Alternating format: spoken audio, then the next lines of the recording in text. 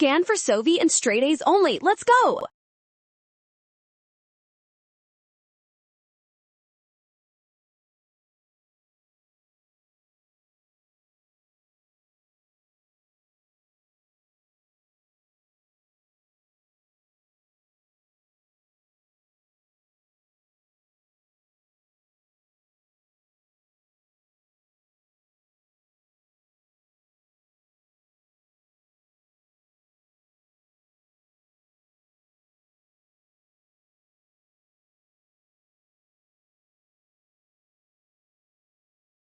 It demonstrates that the electron transport chain is functioning properly under normal light conditions. This makes it a positive control for measuring the effect of DCMU, which is option D.